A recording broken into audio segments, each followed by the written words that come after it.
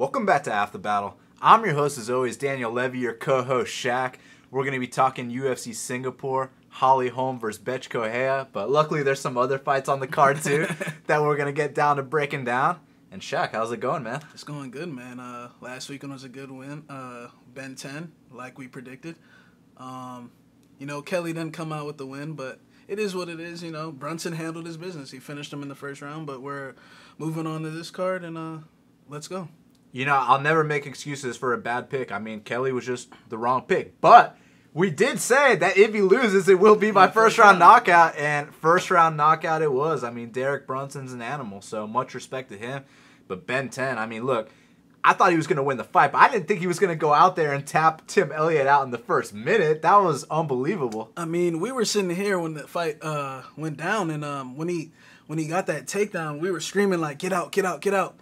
And, I mean, he proved us wrong. We didn't want him to grapple, and he beat him in that. And, we knew he was going to bust Tim up on the feet. Tim's a little sloppy. But the way he finished him, I was not expecting that. And, Ben 10, man, I'm looking forward to his next fight. I want him to fight Joe B, and it'll be another underdog win. And another guy that looked really good was Alexander Volkanovski. And, Duho Choi actually just pulled out of the Andre Fili fight. So I was thinking, what if Volkanovski steps up and takes the fight with Fili? Yeah, man, I'm totally down for that. That's a good matchup. You got a real tall featherweight in Andre Fili, coming off the biggest win of his life against Hakran Diaz, and then Volkanovski, he's 5'5". He could arguably fight at bantamweight, but him stepping up, Fili's a step up in competition. Yeah, man, Fili's no slouch. I mean, to beat Hakran the way he did, man, I think he's making improvements. And to be honest, I was looking at him as a dog play against Duho. Yeah, man, I wish that fight was happening, but you know that Mick and Sean are going to be on top of that. There's going to be an exciting replacement because when Korean Zombie pulled out of the Lamas fight, I was like, there's no one that could replace the Korean Zombie. And then there was someone, and that someone is Jason the Kid Knight, you know what I mean? So I have faith that they'll find a very suitable replacement. But, dude, let's get right down to business because we got Justin Scoggins. He's minus 525. The comeback on Ulka Sasaki is plus 415. And what I'm thinking here, Shaq, is that, Scoggins looks amazing in all of his fights, even his losses. It's just that when he loses a fight, I don't want to say if it's a lack of concentration or, something in his fight IQ, but it's been the same way every time. He'll whoop someone's ass, and then he'll dive into a guillotine choke. So here with Sasaki, who is a tall flyweight, who I thought, man, it's going to be interesting seeing this guy make the cut to flyweight. But then he went out there against Willie Gates. He looked good. And he put up a very valiant effort against the former #1 contender, Wilson Hayes. Even took his back in the third round. So, it's a matter of, is Scoggins going to whoop his ass and win the fight? Or is Scoggins going to whoop his ass and run into a guillotine choke? You know what, man? I'm going to go with Scoggins. And if he wins this fight, he's going to look unbelievable. I mean, the dude, he fights like Conor McGregor without the touch of death in his left hand. Yeah, that's basically it. His wrestling also. The dude can wrestle too, man. It's not just a karate guy. The dude can wrestle his ass off, as you saw in that Ray Borg fight. When I was watching that fight, I was like, man, this kid's a future world champion. But he's just got to get the mental side of things down. And hopefully he did that. But remember when we were supposed to see Ian McCall versus Scoggins in Atlanta, and Scoggins pulled out the week of the fight, said he was done with flyweight. I mean, is he going to make weight? If he does make weight, I mean, he should go out there and school Sasaki, but big question marks for me to lay down minus 525 here.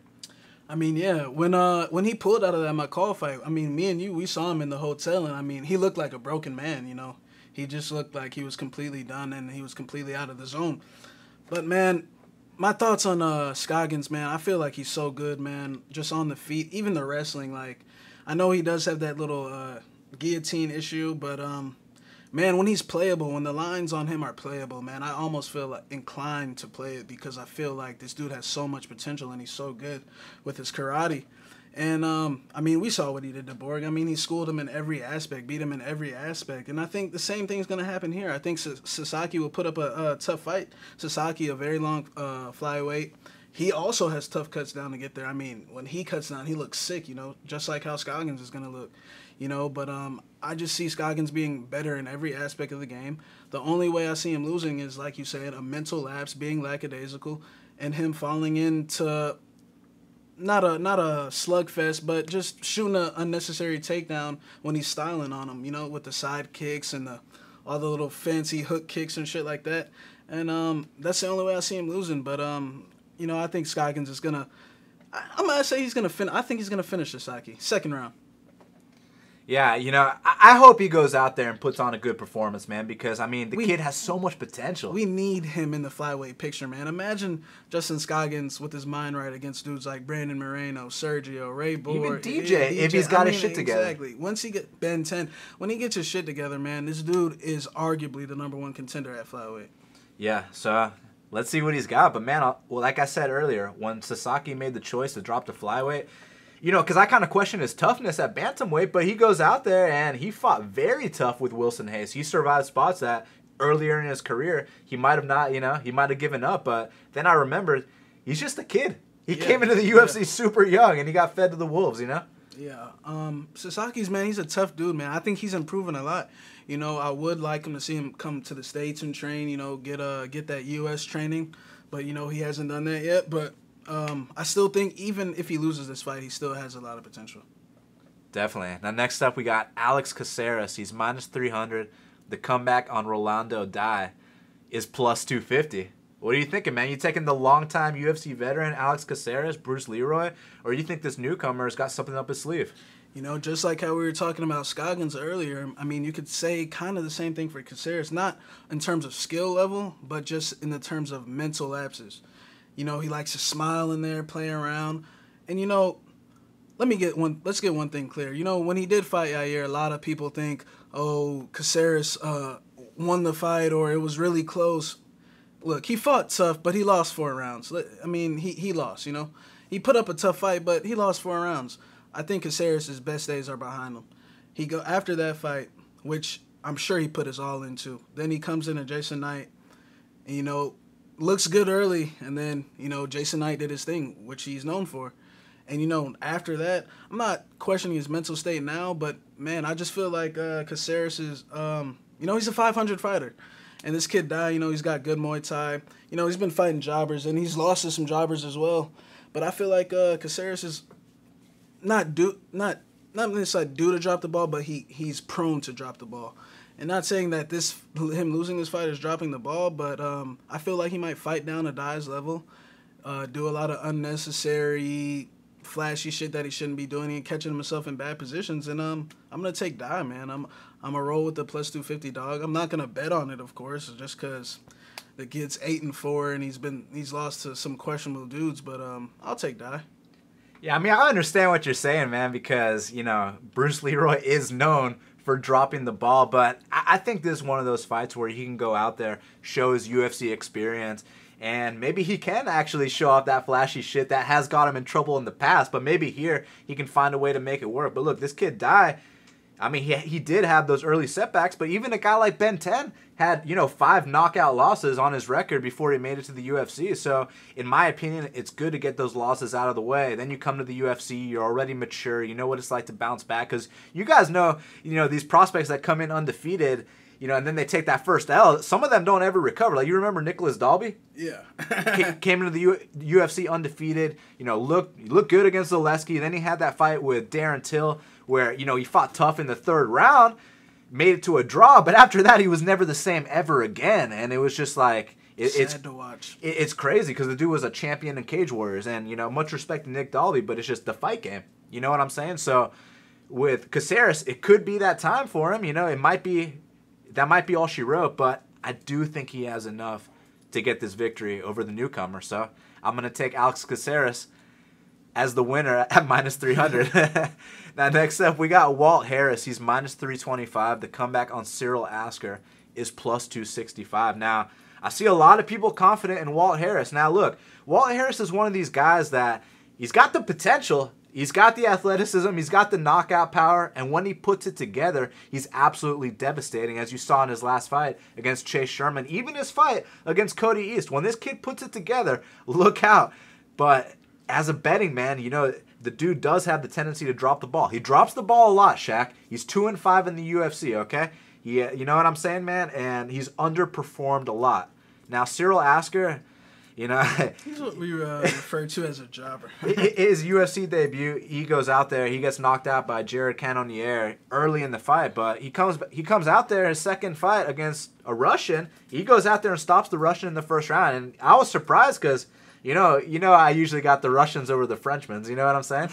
But then I found out that this guy Smoliakov actually lost to Ruan Potts, so that kind of explained the half of it. But in this spot, it's about, is Walt going to do what Walt's supposed to do here, or is Walt going to underperform, which he's done in the past? And basically you're rolling the dice and picking either or. I'm going to roll the dice and say that he does perform to his potential. He goes out there and he knocks out Cyril Asker. So I'm going to go with Walt Harris, but if you're betting on it, I understand why you'd be confident, because you think that it's a mismatch. He's going to go out there and smoke this guy. But, I've thought that about a couple other of his fights as well. You know what I'm saying, man? So he's dropped the ball before. But, someone that we're going to bet on later on the card has also dropped the ball before. But it's a different matchup. We'll get into that in a second. But, yeah, I'm going to go with Walt Harris here. I think he knocks out the Frenchman, Cyril Asker. Yeah, in terms of a betting standpoint, at minus 325, I am not confident in Walt Harris. But at minus 170, minus 180, okay, I could see it, for a straight play, just because I do think Walt Harris is the better fighter. He's got that hard straight left, all those nice left side shots. And, he trains at a good camp. He has shown me in the past that he will find his way out, though. We can't forget about the Nikita fight where he took a knee and, covered up, and Soa Paleli fight.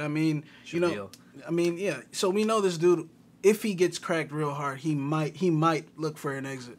But I think he'll do his thing against Asker. I think it will get hairy at times. So at minus 325, I'd be very cautious playing that. But at some of the lines, I saw some people get him at like minus 170, minus 180. I definitely understand it because, I think Asker, I feel like he's tough, but I don't see his UFC career, lasting too long. No offense to him, but I'm gonna take Walt in this spot. But for future references, I'll be looking to fade him. I feel like if Asker wants to win this fight, he's got to find a way to drag Walt to the mat. The question is, can he do that? The way Walt's been looking, his last couple, I know he did drop the ball against Shamil, which he is known for. But, against Chase Sherman that last time, even though Chase Sherman doesn't move his head off the center line, he's a punching bag. He's very exciting, but he does get hit a lot. Walt had a video game-like finishing combo. So, it's going to be interesting to see if he stuffs these takedowns, keeps it standing, and knocks this guy out. I'm curious to see. Now, next up, is it max bet season, Shaquem? It definitely is max bet season. I think it's max bet season, Shaq, because we got John Tuck. He's minus 300. The comeback on Takanori Gomi is plus 250. Now, I wanted the minus 250 on John Tuck, but, I had to pay a little 5-cent tax on that minus 255, so I put 5.1 units, so I could get a 2-unit return. And I'm max betting John Tuck here, man. Look, Takanori Gomi's last 3 fights. So he goes out there in 2014. The first clean strike that lands, he goes to the ground, he covers up, he lets the ref intervene. Under 3 minutes of the fight. That was against Jury. Okay. Then he comes back in 2015. He learned from his loss. He's in better shape. He's fighting Joe Lozon on Fox. And the fight doesn't go past the 3-minute mark. So, okay. Let's put Takanori Gomi on UFC 200. You know what I'm saying? Let's put him in the opening bout against, Jim Miller coming off Lyme disease. It's not the best Jim Miller we've ever seen. The fight doesn't go past the 3-minute mark. The second that the fight hits the mat with Takanori Gomi, soon after, he will quit. I think that's what's going to happen here, man. Obviously, Tuck could go out there and crack him and put him down like that. But I think Tuck is going to go out there, take him down, and just pound him out. The deal with Gomi. He doesn't fight back on the ground anymore, man. He'll fight the hands for 2 seconds, just so it doesn't look like a complete quit job. But then once you hit him once or twice, then it's a complete quit job, man. And he straight up folds. And I think that John Tuck is going to not just finish Takanori Gomi, I think he's going to finish him under 3 minutes of the first round. And it's going to be like, because I know Tuck is known for underperforming, but it is against some very tough young guys. Like, for example, you watch that fight with Damian Brown, and he did what he's going to do to Gomi. The only difference is that Damian Brown is a very tough guy.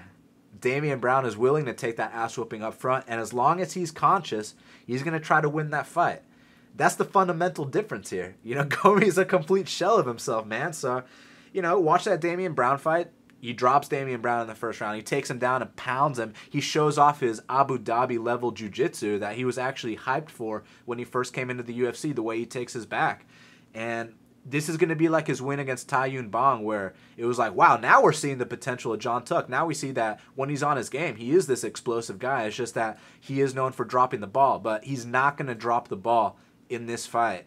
He's going to get the performance of his life in this fight. And then next fight, you know, we can talk about fading him again. But in this specific spot, this is max bet territory. It's max bet season. John Tuck is about to go out there and smash Gomi. I put 5.1 units on John Tuck straight. And then Shaq.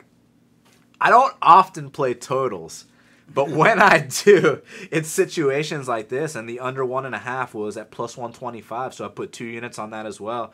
And, you know, I don't often play totals, like I said, man, but, you know, when you get an occasion like Alan Juban versus Brendan O'Reilly at plus money, or John Tuck versus Gomi at plus money, I just had to take that shot and put 2 units on it to win 2.5. So, you know, we'll see what happens. Who you got here? You know, obviously I'm going to go with Tuck, man. You know, it's funny that you said about the Jim Miller fight, because I think Gomi at one point was like plus 250, and I was seriously considering it because, you know, at the time, Jim had lost to Diego, and we know Diego at the time probably lost like his last 7 fights, and, you know, Gomi went out there, got taken down, and quit, you know what I'm saying? The same thing should happen here. Look, 9 times out of 10, I would never bet on John Tuck. You know, I feel like he's got all the potential in the world. He trains with the right people. He trains with Beneil Dariush. He trains with Nick Kerson. You know, he's got all the right people around him. But something happens when he gets in that octagon, and he just freezes up. I mean, he'll come out strong in that first round, and then, you know, most of the time he'll just stand there the next 2 and just get hit.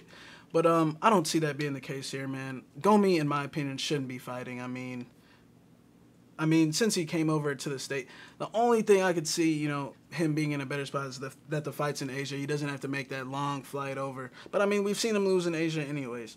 Tuck should just go in here, play it safe, take him down, take his back, choke him out, or just pound him out. But, you know, in terms of the prop thing, you know, me personally, you know, I'm completely done with the props. You know, I had to learn the hard way. You know, I definitely understand where you're coming from with that. I mean, Gomi shouldn't be fighting, you know. And, you know, but the pick here is clearly Tuck. Better on the feet, better on the ground. Abu Dhabi world champion. I just see him smoking him, and I don't think it'll be a tough fight. And then we can go back to putting John Tuck on our fade list. Exactly. And next up, we got Rafael Dos Anjos. He's making the move to welterweight. He's taking on Tarek Saffiedine. Rafael is minus 270. The comeback on Tarek is plus 230. Now, I remember when you were saying that Rafael was the best lightweight of all time. It's crazy how quickly the fight game will change you and change things. I mean, every day, every month, every year, it's a completely different landscape. Yeah, man. I mean, Rafael Dos Anjos at one point in time, you know, was the greatest lightweight of all time. I mean, his run when he beat Benson Henderson, when he beat Nate Diaz, then he beat Anthony Showtime Pettis, you know, which I predicted when he was like plus 400. And, you know, Pettis was the golden boy at the time. Which I did not predict. You know, Pettis was the golden boy at the time. And, you know, I just felt like Rafael was the better fighter in every aspect. And he was just riding such a nice momentum streak that, and I felt like mentally he was there and that he wanted it. But the fight game is the fight game.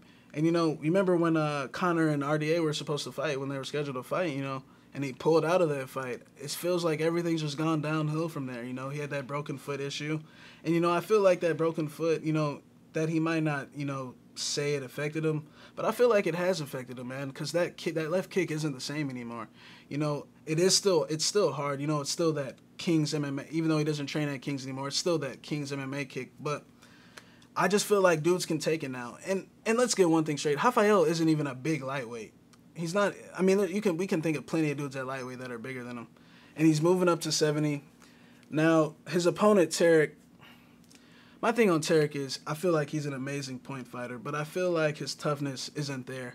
I feel like if you hit him real hard, he'll look to survive instead of win. You know, try to win on points, which is not which I don't know. I like point fighters, but the thing is, in his way, I feel like he'll just, like, for example, when he fought Story, you know, he gets cracked with a couple big shots or gets lateral dropped. And, you know, I don't give a fuck about the little bruise on his knee. Like, you know, most fighters wouldn't even complain about that shit. You know, he tried to survive and he tried to look cute. But in this spot, man, I'm going to take Tarek, man. You know, I feel like Rafael, the fight game is the fight game, and when you're done, man.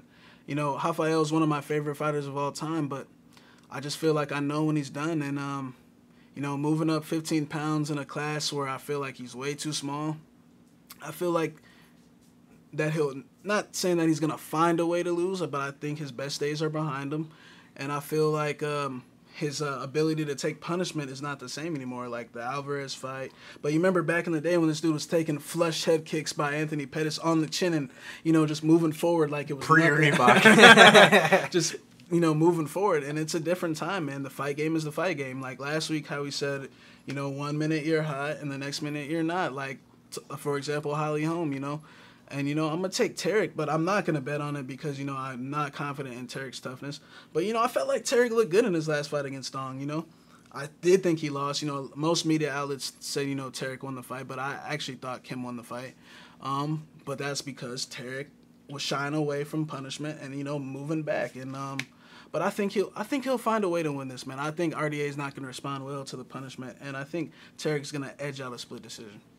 You think he's going to, you know, kick his legs, run, clinch, not kick his legs, but I think he'll land like a flush head kick maybe once or twice, you know, pop him with some jabs. You know, we saw Tony land a lot of jabs, straight punches on RDA, and RDA, he ate him, but, man, he just didn't respond the same way that he used to. You know, when he used to get hit by little shit like that, he blast you with the left kick like it was nothing, you know, and he's just not the same guy anymore. But, man, Rafael will always be one of my favorite fighters. That, you know, me predicting his title run way back, I think I predicted him being the champion when he beat Mark Bocek at, like, UFC 154, you know, and, but, you know, the fight game's a fight game, and these things don't last forever. It's true, man. I mean, you know, this is actually a tough one for me to pick because I feel like if Tarek's on his game, he can go out there, run circles around him, outpoint him, win an easy decision.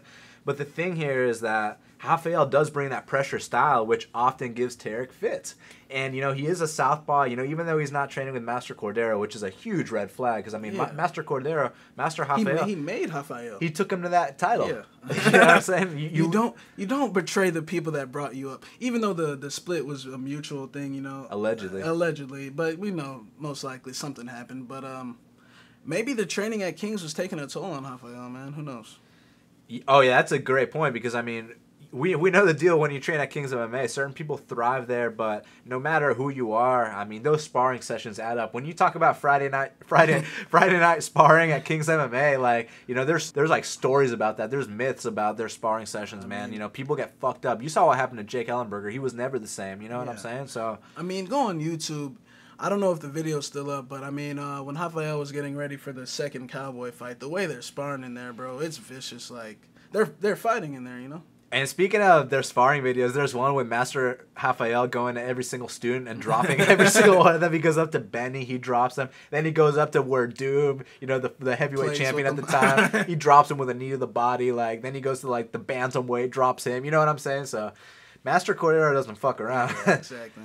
So, with that being said, man, you know, this style often does give Tarek Saffiedine problems, you know, the pressure style. And, you know, but then again, in that Eddie Alvarez fight, I was like, man, where's that fucking body kick that you're known for? You know what I'm saying? He stopped doing that. And I think it's that foot, man. I feel like him moving up to 170, even though, you know, everyone's body's different, maybe he really was having tough weight cuts, but he's not a welterweight, man. He's too small, you know, because guys like, you know, Dustin Poirier moving up to 55, that makes sense. You know, because his frame is perfect for 55. And, you know, a guy like Whitaker, he looks great at 85. Kelvin, even though he's kind of short, he looks great at 85 too. But RDA, it just strikes me as in this day and age. Easy way out.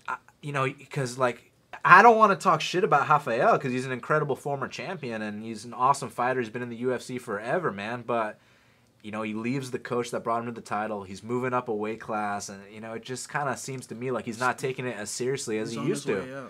Now, if Tarek was this hungry young guy like Mike Perry or something, I would be all over it here for a play, but since the thing that's kind of pissed me off about Tarek in the past is that, he's got so much potential, so much talent, so much technique, but he's not a killer, man. You know what I'm saying? Like, and I love point fighters, man. You guys know I love Jocko, but with Jocko, when it's time to turn up, he turns up. Tarek doesn't have that second gear. Tarek can't turn up. That's the thing. And, like, he's the striker. He's got one knockout on his record of, like, whatever, 20 fights, 15 fights, whatever it is. You know what I'm saying? So he doesn't finish fights, man. Now, that being said, he could go out there and outpoint RDA. But you know what, man? I'm going to say that RDA's pressure style actually wins him the split decision. I think it's going to be a sweaty fight. If you got money on this, I think you're going to be sweating the fuck out of this. And you're probably more comfortable picking Tarek just because he is a plus, 230 dog in a fight that I think is going to be close. I could be wrong. Someone could be dominant here, but I think it's going to be one of those grimy, very close split decisions. And I'm going to go with the former champion. He trains at Evolve in Singapore. Maybe he knows one of the judges, you know what I'm saying? So I'm going to go with RDA for the split here. Now, next up, I said on Twitter that this is the fight I'm most interested in, and we got Colby Covington. Holy shit, Shaq. He's minus 320. Okay, he's not minus 190. He's minus 320. The comeback on Dong Young Stungun Kim is plus 260.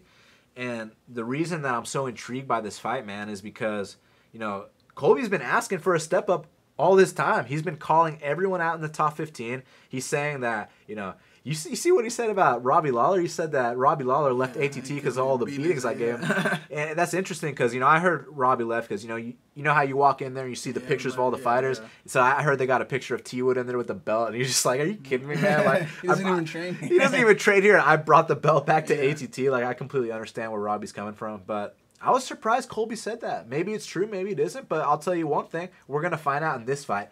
This is the fight that's going to let us know where Colby Covington is because only legit guys beat Dong Young Kim. Carlos Condit, Tyron Woodley, Damian Maia. These are the only guys that have been able to beat the Stun Gun. I know in Atlanta at UFC 88, Matt Brown, in my opinion, beat Dong Young Kim. Close decision. But the judges disagreed. They gave it to Dong Young Kim. So there's only 3 men that have beat him. Am I missing one or something? I think that's it, right? 3, yeah. So, dude, I mean, we're going to find out what Colby's all about. So, obviously at this line, it's either dog or pass. At plus 260, it's either dog or pass. At minus 190, if you have this conviction in Colby and you think that he really is the real deal, then, man, it might be a good play because the way I see this fight matching up, now, I'm assuming that Colby's going to rise to the occasion, right? That his striking looks like he's been working with Masvidal. It looks, a little bit tighter than Kim's striking because Kim is known for going there recklessly and, throwing spinning back fist out of nowhere and flying kicks. But I'll tell you what, man, he's aggressive, he's relentless, and he tries to win the fight at all costs. And he has won most of his fights at all costs. So it's about, is that going to work against Colby? And, Dong Young Kim does tire later out in fights, and man, Colby goes out there and sets takedown records on dudes, but the dudes he's been fighting, no disrespect to him, but they're not on Dong Young Kim's level. This is a step up. Not saying he can't rise to the occasion. He's a favorite for a reason. A lot of people think he will rise to the occasion.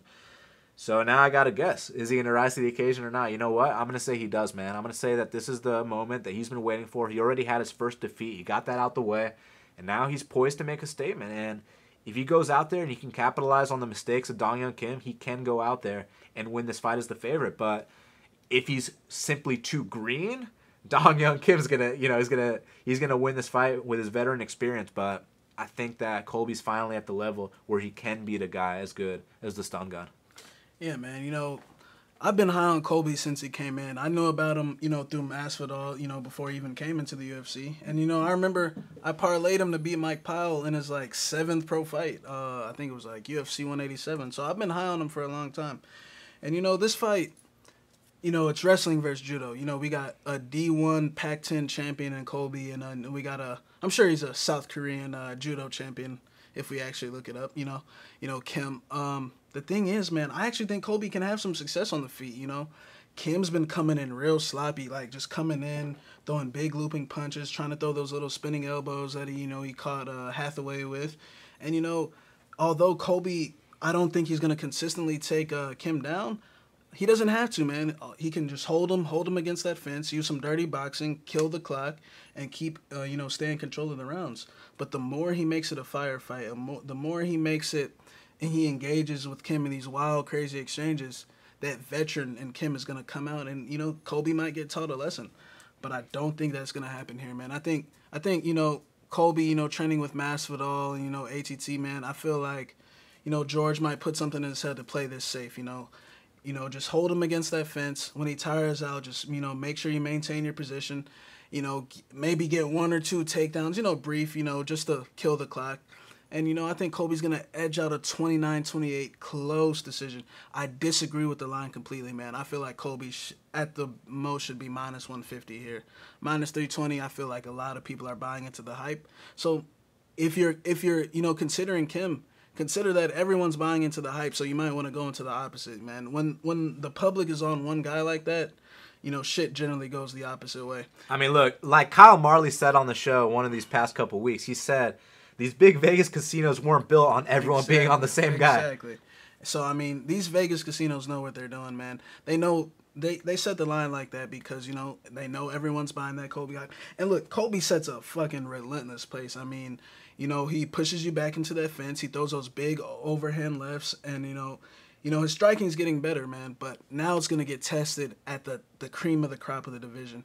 And I love the way how Colby shoots right when your back hits the fence. But can he get that on Dong Yan? I mean, Tarek took down Kim, but, Tarek, briefly, yeah. He's an experienced vet. But look, Colby's wrestling credentials, they speak for themselves, and he's been able to make it work for MMA. It's just now it's about rising to the occasion. He does strike me as the kind of guy that can rise to the occasion. The kid's hungry, man. He wants this. I mean, we follow him on Twitter. He's always talking shit. He wants this real bad. And, I feel like he's trained by the right people, man.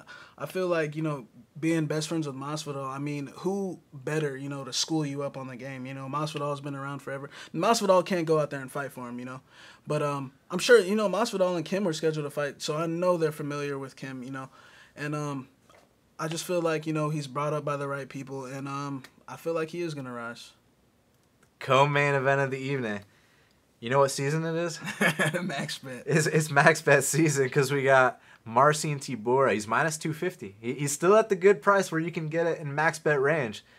And he's taking on the pitbull, Andrei Arlovsky, who's plus 210. And, right after Mark Hunt beat Derek Lewis, we were immediately watching the tape on this fight. And because I saw the line on Tybura, and I was like, I got these questions. He's this, he's this kind of newer guy. He's had a couple fights in the UFC, and Andre's the vet. Even though Andre is on his way out, Andre's fought better guys, this and that. But when I watched the tape, man, I mean, this kid Tybura is serious, man. I mean, he goes out there, first of all, in his UFC debut, I'm glad he got that loss out of the way early. He goes in there with a D1 wrestler in Tim Johnson, and look, he got grinded in his UFC debut. But he came back in the third round, won that third round. Even though he lost the fight, at least he showed, like, hey, he didn't quit. He didn't quit at all. The fight's still in him. So then his next 2 fights, he goes out there, head kick, highlight reel knockout in his second fight. And then his third one, I mean, he's getting pushed up against the fence, but you know what? He swims in for the underhooks. I mean, he pushes your head down. And when it's time to throw strikes, it's time to throw strikes, man. He's got that kind of, that Polish striking style. I don't want to say like Joanna or anything like that, but, kind of like Joanna or Krzysztof. Yeah. It's just like the heavyweight version of that, man. Front kicks. Dude, very light footwork. Yeah. I mean, the way he's bouncing on his feet, I'm like, man, this guy, he knows how to strike. It's not, because I was wrong in saying that Derek Lewis was going to beat Mark Hunt. Obviously, I didn't bet that. I just picked that, right? But I said that, Mark Hunt's on his way out, and Derek Lewis will be able to capitalize, on just the fact that he's fighting a faded fighter.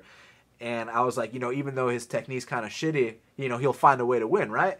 Well, I was wrong about that, but in this spot with Tybura, it's not even about just the fact that Arlovsky's on his way out and we're fighting a young, hungry guy. It's about the fact that this kid Tybura can actually fight. His technique is nasty. Those front kicks up the middle, like he's a heavyweight that throws front kicks to the face. You know what I'm saying? And like I said, his footwork, I really want to emphasize that. He's always bouncing back and forth, sets up his jab. The one thing that, in the past I've kind of been like, he needs to work on that is, kind of, he'll kind of dip his head forward, kind of like he's in a boxing match. Sometimes when you dip your head forward too much, you'll eat a knee. So I'm kind of like, he's probably got to work on that. But he's looked better every single fight. So I'd assume that he's watched the tape. He seems like a smart guy. I'm sure he's working on ways to fix that. But I don't even think that's going to be an issue here, man. We got to talk about how faded Arlovski is. Because with Hunt, even though I do think that Hunt's on his way out, those fights that Hunt's lost, a decision to Brock Lesnar, he gets knocked out in the 3rd round by Mark Hunt. With Arlovski, he's getting knocked out in under a minute. You know what I'm saying? Like, it's like the fight's not even happening, man. The Stipe fight, and I understand this is the top level competition. I'm just saying this is what's been happening, man. They're not even fights. So he just goes out there and gets starched. The Francis Ngannou fight. And then Josh Barnett, they finally give him a guy who is, also, fights once every 2 years and is also on his way out. And, Josh Barnett's known for his grappling. Josh Barnett goes out there and drops Arlovski in the first 10 seconds of the fight or something like that. And there was one moment when Arlovski cracked him with a hard right, and Josh Barnett turns his back to Arlovski. He starts, running away. I don't think it was an eye poke, because usually when they do an eye poke, they have their other hand up and kind of signal to the ref, like, hey, timeout or whatever. But here it seemed like he was kind of rocked, and Arlovski didn't even capitalize on that, man. He's so shot, man, and I see people picking Arlovski because there's a difference in, the level of competition, but I don't even think that's going to be a factor here, man. I think this is just one of those spots where, at this point, they're feeding Arlovski to the up-and-comers. They fed him to Ngannou. Now they're feeding him to Tybura. They want to, they're like, all right, well, if he's going to stick around, you might as well give him to the up-and-comers, build them up, off his name. And that's exactly what's going to happen here. Tybura's going to be too fast for him. And look, we're going to win this on the feet, but let's say that we have trouble on the feet by some stretch of the imagination. Even though I don't foresee that happening, let's just say Arlovski cracks us with his signature right hand, which he is known for. We can grind this guy too. We can put him up against the fence, and I guarantee you Arlovski will be the first one to quit. Arlovski will be the first one to gas. Arlovski will be the first one to get knocked out. Arlovski will be the first one to look for the door. I mean, he's not even training at Greg Jackson's anymore for this fight, man. And you know something? I'm probably not supposed to talk about this, but word on the street, a little inside source told me that, at Jackson Wink, they had the retirement talk with him, and Arlovski was having none of it. He's very stubborn. So, they saw enough in his losses. They were like, all right, bro, like, we love you, man. It's time to think about the next step. And Arlovski got offended by that. He's training. He's doing the home gym thing now. I got a max bet on Marcin Tybura, so I plan on waking up and cashing. Yeah, I mean, you pretty much hit everything, man. I mean, speaking about that Barnett fight, I mean, the shot that he got dropped on in that early first round, I mean, it wasn't to the back of the ear or on the temple. I mean, it was just a little straight right. I mean, look, it's heavyweight to heavyweight, but from a guy like Barnett and the way he went down, like his eyes rolled back, and it's just like, and then then he rocks Barnett, and Barnett's on his back, and he's like in the standing guard and whatnot. And he's literally not doing anything because I feel like he's out on his feet. Like, remember, he was just staring. He was stalling. He was literally just staring at him, not kicking his legs. He's not standing over Barnett with every opportunity to punch him, and he's like kick his legs, do something like. And I feel like he was out on his feet. I feel like he was, out of it. And, Tybura, like you said, the front kicks up the middle. And basically how I see this fight going down, I feel like they'll exchange for a little bit. But I feel like once Andre gets cracked with a big shot, he'll get discouraged. I mean, like you said, Greg Jackson, he's not training with Greg anymore. I saw him doing some training at ATT a little bit for this one. And I just feel like, man, look, like last week, for example, how I said, when these heavyweights are all considered done, they generally come back and, shock everyone, just like how Hunt did Derek Lewis. But in this particular case, man, I don't see that happening, man. I just feel like Andre will be out on his feet real quick, man. I feel like Tybura might let him last into that second, third round, but eventually he'll get that finish. But I feel like the first big front kick landed or the first big straight right landed, Andre will just get discouraged and, slowly check out of this fight. I mean, this is it for Andre, man. I don't see him fighting after this one. And, in terms of, I feel like, Tybura has been taken down in the past, but, man, in that Luis Enrique fight, I mean, he reversed a couple positions there. And Andre's he's not a threat in that area, so I don't think we have to worry about that. This ain't the Andre that was leg locking, Tim Sylvia back in the day. This is a completely different Andre. That Sambo is completely out the window. And I definitely agree with your max bet in this spot. Minus 250, I mean, that's perfect range. That's the limit right there. And I think Tybura is gonna get it done. And that to me is the main event of the evening, but they're giving us one more fight, and we got Holly Holm. She's minus 600 on dimes. On DSI and Bookmaker, she's minus 640, okay? Coming off 3 losses, 500 fighter in the UFC. She's minus 640, all right, Shaq? And she's taking on Correia, who's plus 450. And, I mean, what are you thinking, man? Is Holly Holm going to lose a 4th straight? I think Holly's going to get this one, man. Like, look, I'm a fan of Correia. Like, I like her personality. I like her whole little dancing thing she does. But, like, look, like, for example, when she was fighting Jessica Ai, we were all over that, just because Jessica Ai is a system play, you know what I'm saying? It's just you system fade. It's a system fade. You always fade Jessica Ai. But, this ain't Jessica Ai. The Murray and Renault's no slouch, don't get me wrong. But, Holly, I feel like this is the perfect fight for her to get back on track. Like, going on in the future, I could care less, what happens with her. But in terms of a betting standpoint, I would not take the shot on Betch just because she's stiff, she's slow, she walks straight in.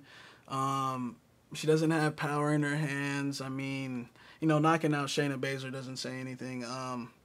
I just feel like this is tailor-made fight for Holly, man. I feel like she's just going to run around, not really land shit, but just make sounds, grunt, like, shit like that, and make the crowd go, ooh, I understand, Holly, she's lost 3 in a row. We saw her lose to Tate. I parlayed her that night, unfortunately, and she was like 2 minutes away from winning and, fucking gets choked out. And then she goes out there against Valentina, which we bet on, which was a beautiful performance by Valentina. But I'm not on Betch in this spot, man. I'm not betting on either of them. I wouldn't bet on either of them. But I think Holly will pull it out. Man, I understand why Holly's the favorite, and I think that Holly should win the fight, but she should have won. She should have beat Miesha Tate too, man. I mean, I feel like Holly, she's a habitual ball dropper. You know what I'm saying, man? And, she's a one-hit wonder. She did knock out the person that knocked out Betch, okay, but, last week, fucking Louis Smolka beat the guy. I mean, fucking Louis Smolka beat Ben 10. Ben 10 beat Tim Elliott. Tim Elliott beat Louis Smolka. MMA math does not exist. MMA math don't mean jack shit, man. So to me, I mean, and also, Betch has only really lost 1 fight, in my opinion. She lost to Rousey, which, now it's kind of embarrassing, but at the time. I bet on her to beat Raquel, man. And, live, I was pissed. I haven't rewatched it just because I'm so pissed about it, because I think it was like plus 225, but live, I thought we won 2 rounds. Bro, I mean, she had a very close split with Rocky Pennington. To me, Betch has only lost 1 fight. Now, I know the way the styles match up on paper, I mean, the point fighting style of Holly Holm should be enough to outpoint, Betch Correia, who is kind of likes to brawl, is kind of stiff, just a Brazilian banger, you know what I'm saying? But Betch has a way of making these fights very close. And Holly has a way of fighting very close and dropping the ball when it matters most. Wow, that fucking rhymed unintentionally, but I mean, honestly, bro, because I'm not going to bet this fight, but I do have to make a pick for Top Master. I'm number 3 in Top Master in case anyone didn't know. But if you think I'm satisfied with number 3, you better think again. I want that number 1 spot, but also top 10 in Gamble Master. Check the record, bud. No, but I'm going to go with Betch and Top Master. We'll see what happens, you know what I mean? Obviously, they think Holly's going to win. She's minus 640, right? She's the rightful favorite. She should go out there and outpoint Betch, but I think Betch is going to find a way to make it close and squeak out a split here. So we'll see what happens, but yeah, I'll go with the dog here. No bet, obviously. Now, just a quick recap, my bets, my 2 max bets, John Tuck, Marcin Tybura, and for the first time this year, I believe, I took my first total of the year on that under 1.5 in the Tuck fight. So we'll see what happens. But I think it's DraftKings time. Is it time for the Big Marley Minute? I think it's time for the Big Marley Minute. Let's hit up Kyle Marley. The Big Marley Minute. Kyle Marley, how's it going? Hey, not bad, man. How you doing tonight? Doing amazing. The fans at Half the Battle really appreciate you, man. I heard there's a power outage over in Indiana, and you're still making time for the fans at Half the Battle. Always, buddy, always. Anything for you, man. My man. So, dude, before we get into, this week's card, I already got to thank you for giving out world-class advice your first week on Half the Battle, man, because, look, we talked about how Tim Elliott was the most, he scored a DraftKings record last time he fought. So we had the idea that, look, since it went down like that last time, everyone's going to pick him this time. So I asked you, is Ben 10 a good underdog play for DraftKings this week? You said yes, and then tell us the stats about that one. Yeah, man, that was a good pick. I wish I was as high on him as you were, because then I would have made all the money. But I still fell for the Elliott train, so I had some Elliott in my lineups, and it cost me. But that big Ben 10 play was excellent, because I think he was around 16% owned or so in tournaments, and Elliott was 60 to 70% owned. So a first-round loss like that, that's what we talked about. First-round loss, then you got 60 or 70% of the field that's dead, and you got that 100 points from Ben 10, and you're looking pretty at the top. How'd you do last week? Great, man. My chalk Volkanovski came through. Ben 10 came through. Dan Kelly did not come through, but as you know, I only needed 2 of the 3 to win, and 2 of the 3 won. So it was a good night, my man. Good to hear. Good to hear. Yeah, great play on the Ben 10. Thank you, sir. Let me ask you something, man. Were there any, lessons you took from last week? Maybe a mistake you made that you want to correct going forward? Yeah, man, really. We just talked about it. I think I was about maybe I was 40 to 50% on Elliott, which still was too high. So I ended up turning a real small profit. I thought it was going to be a good night, but then it had a little second update, and it wasn't as good as I thought it was. And it's all because I played too much Elliott. If I didn't have as much Elliott and I went with that lower percentage in Ben 10, I would have cleaned up. Oh, man. So, yeah, if I could go back and change it, I would have went with your pick and just faded that high ownership on Elliott. But you live and you learn. Indeed you do. So for this week, man, it's a really interesting card because I'm not exactly sure who's going to be playing DraftKings this week, who's betting on this card, because it is one of the, it's one of the smaller cards of the year. It's going to be happening at around 4 a.m. for me, you know what I'm saying, Kyle? So, for a beginner at DraftKings, how should they approach playing this week's card, whether it's GPP or cash games? That's a good question. I mean, it depends on how good you're feeling about the card is how I look at it. I'm going to play less cash games because I'm not real confident on this card. And then I'll just try and hit big on a few GPP lineups. But for a beginner, I think you definitely have to – casual games mainly. If you have access to casual games, you should only be playing those, because then you don't have the pros in them who are playing maxed out lineups and taking most of the money. So if you have access to casual games, I would only stay in that list. That's the main thing. But if you have already played too many games and you don't have casual access, I would stick to the single entries, the 3-entry max, those kind of GPPs. Those are good ones to target this week. And as you said, I don't know how many people are going to be watching this, live, since it's so early. So last week a lot of people got screwed with that Gowdy, with that late cancellation. So you definitely got to pay attention to late news. So even if you're not watching this live, wake up at 4 a.m. Make sure nobody's out, because you don't want to get screwed with somebody who's out in your lineup. Man, what is it about these pro lineups that makes the difference, that makes them go out there and clear out half the field? See, the thing is, people have big bankrolls, so if they can max out the 60 entries, 75 entries, then you're kind of just bound to hit that right combination as long as you're on the right people. If you know what you're talking about and you're fading the right guys, then if you have that many entries, you're bound to hit maybe that top prize, and that'll pretty much pay for all your entries.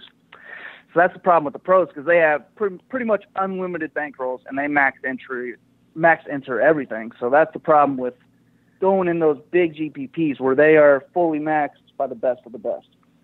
Now, Kyle, let me tell you 2 of the favorites that I like, and then let me tell you a few of the favorites that I have a feeling the public likes, okay? So I really like John Tuck to not just beat Takanori Gomi, but I like him to stop him in the first round, maybe within 3 minutes of the first round. And then I also like Marcin Tybura. Now, I'm not sure if he's going to stop Arlovsky in the first or if he's going to go out there and put on a 3-round clinic. But regardless, I think he's going to win. Do you think that those are some good favorites to put in my lineup? Absolutely. With Tuck, I don't know if anyone's looked worse than Gomi lately. So Tuck will definitely be in a lot of my lineups as well. So that could definitely be a first-round finish the way Gomi has been looking. So I like where your head's at there. Tybura as well. He's a big favorite. He's getting a lot of attention Twitter-wise, so I'm not sure how heavily owned he will be, but I like him as well.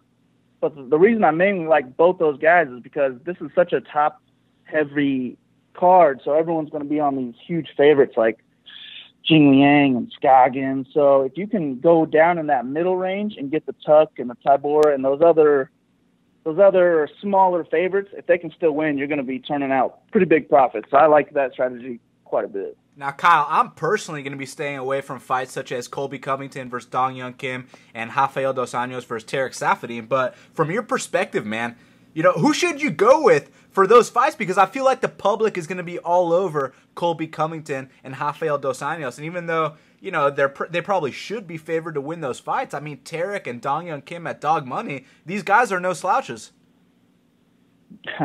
I couldn't have said it any better myself, man. I think the people will be on RDA, and as well as who's the other one that you said?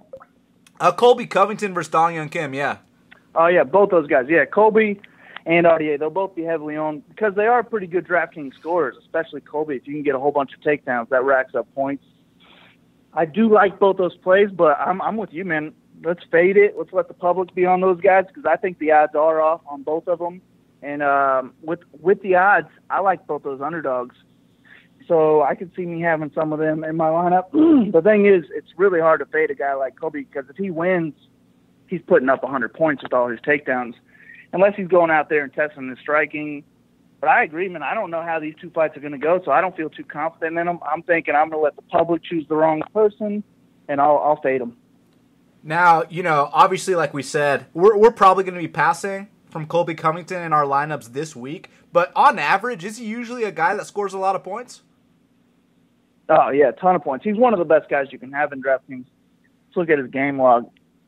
All right, so he's got 6 wins, 1 loss. 4 of his 6 wins are over 100 points, and the other one's 99.5. So that's exactly what you want in a winner. You want somebody who's going to get these takedowns. His last fight, 12 takedowns. Fight before that, 6 takedowns, 12 advances. That's exactly what you want to look for in a DraftKings player. But the thing is, can he take down Dong Hyun Kim that many times? I'm not sure he can, so I don't know if the points will rack up like they usually do. But if you can get a guy who just can't stop the takedown, then Colby should be owned every single time against somebody like that. Yeah, and another thing is that even though Colby on average does score a lot of points, everyone's going to be all over him in this spot, man. Yeah, exactly. Yeah, everyone's really catching on to that whole takedowns wins DraftKings. So people will see all these takedowns, and they will be on him. So that could be the big Ben 10 this week. I don't know. We'll see. Maybe we should be on Kim. I'm not sure. I don't really have a feel on ownership yet this week, but I do think you're right. I think he'll be one of the most owned players. Now, is there one guy that's flying under the radar? Because, for a lot of these lineups, if we want to get some of those bigger favorites in, we got to put a very low-priced underdog in there to kind of sweeten the deal a little bit. So for this week, I mean, is it a guy like Sasaki? Are we banking on Scoggins to, beat his ass for 1.5 rounds, then dive into a guillotine choke? Or do you think it is the guys we were talking about, such as Tarek Saffiedine and Dong Hyun Kim? Odds-wise, I'm going to have some Saffiedine and Kim in my lineups just because I think they have a better chance of winning. But Scoggins does make a lot of dumb moves, and Sasaki will be very low owned. So if that's the underdog you're on and he wins, then that's going to put you at the top of a GPP. So if you think Sasaki can beat him, I do think he should definitely be in your team. However, I don't know, man. That's a tough one. I like Scoggins a lot in that. The only problem is he's the 3rd heaviest favorite on DraftKings, and I don't know how many lineups I'll be able to afford him in. So if you think there's a chance Sasaki wins, go for it for sure. Well, Kyle, is there anything else you want to let the fans know before we talk next week? No, just make sure you guys pay attention to that news. Don't have that Thibaut Gauti news hits you again and have a guy that's not even playing in your lineups, you always want to take advantage of that. If somebody's scratched, a lot of times people don't know that. So the money that DraftKings take, which we call the rake, that was free last week because that fight was about 15% owned. So you want to take advantage of fighters who are getting these late scratches. You want to be on top of that news. So make sure you're doing that this card since it's so early. Kyle, is there anyone that's so damn good at DraftKings? Well, this is a kind of a funny question because if they were so damn good, they would have woke up in time to change their lineup. But where I'm going with this, my man, is there anyone that's so damn good that they had T-Belt Gowdy in their lineup? They got 0 points for that, but they still placed with their 5 other fighters.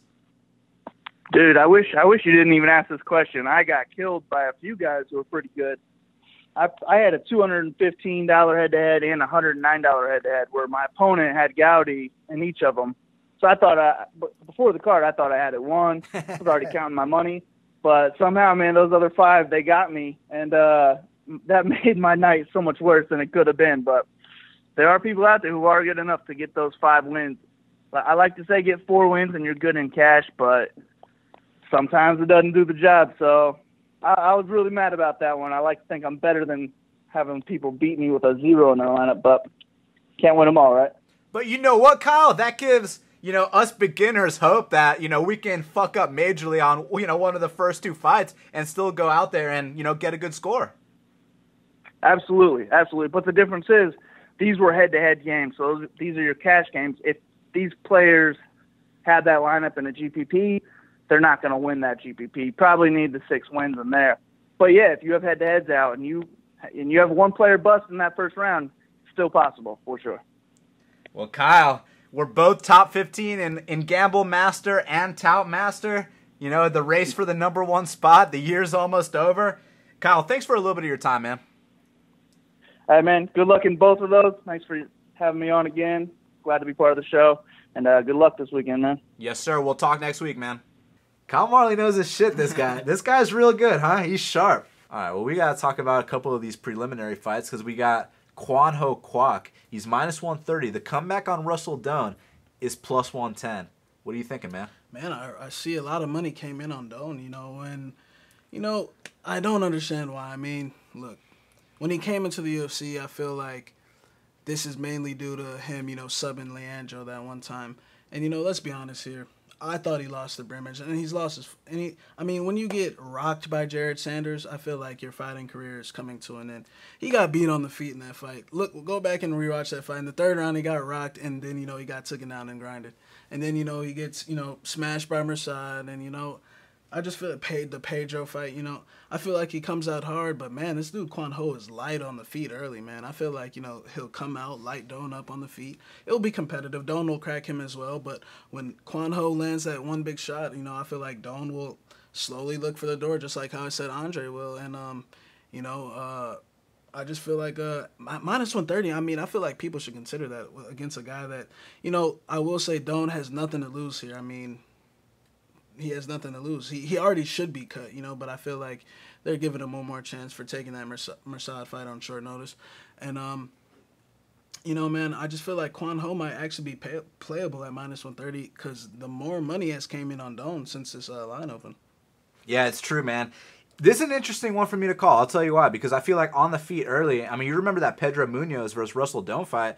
And he came out guns blazing. Russell goes out there, and he was tagging Pedro hard, man. He was rocking Pedro. Pedro found a way to win with that guillotine, which he is known for. But, man, Russell was making a statement. Also, that Yuri Alcantara fight, his wrestling was very effective in that fight. Now, the common theme is he found a way to lose both those fights.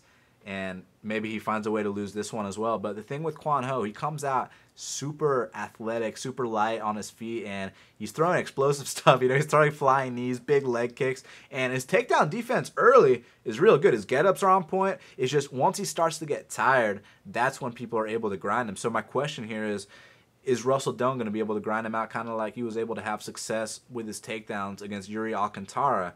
That would kind of be the game plan he needs here to win this fight against Kwan Ho. But, man, the way Kwan Ho looked in that debut, I think a lot of people don't understand how good this kid Brett Johns is that beat him. But, Brett Johns is a guy I've known about for a long time. And, we were talking about these undefeated guys, how it's not good when people come to the UFC undefeated because they don't have enough experience. Brett Johns isn't on that list for me because he beat experienced guys on the regional scene. He was in those 5-round wars before he got to the UFC, so he's already seasoned. You know what I'm saying? Russell Doan isn't that kind of guy, and Kwan Ho, he got that experience out of the way with Brett Johns, and Brett Johns, I know odds makers are listening. Fine, I'll give you a little tip, odds makers. Hope you guys set that line on Brett Johns high against Mitch Gagnon, because that's max bet season as well. You know what I'm saying? I'm done giving them free tips. Man, I've been going back and forth on this one because it's like, is Russell going to capitalize on a gassed out Kwan Ho Kwok and grind him out, use that UFC experience, his back's up against the wall, he's lost 4 in a row? Or is it simply a case where, look, Russell's just not that good, and Kwan Ho, he showed a lot of promise in that debut, man, and he could go out here and just smash Russell. So I'm not sure. I got to pick one, right? I'm going to go against the public, man. And, that sounds like I'm picking Russell because he's the dog, but I'm not, because the money came in on Russell. I'm going to go with Kwan Ho Kwok to get the victory here and get his first ever UFC win. Sucks for Russell Doan, but he was a very tough guy. You know what I mean? He had some tough outs. He'll live to fight another day. Yes, he will. Now, next up, we got Li Jingliang. He's minus 420. The comeback on the newcomer, Frank Camacho, is plus 335. Now, this new guy, Frank Camacho, he comes out to bang, and you know what? He's got experience. He went to the Ultimate Fighter. He lost to Neil Magny, went to a decision with him. He's fought some dudes, and the thing that it kind of reminds me of, even though he's got a completely different style, it kind of reminds me of like the Brian Kelleher situation in the sense that, Kelleher already had experience on the regional scene. He's a guy that lost a decision to Jimmy Rivera. He'd already fought a bunch of experienced guys, got those losses out of the way. That could be the case with Frank Camacho, but man, he just had a war in May where, like, he got full mounted. He was getting pounded on, but he found a way to win. He choked the guy out, so I got to give him a lot of credit for that because that's what this shit's all about. It's a fist fight in a steel cage on a Saturday night. Well, Friday night in this case, right? But you're going to get cracked in the face. You're going to get rocked. These things are going to happen, but it's about the guys who find a way to win. So I got to give him respect for that. But look, Li Jingliang is a handful to make your UFC debut against. And I know you almost dropped the ball against Bobby Nash.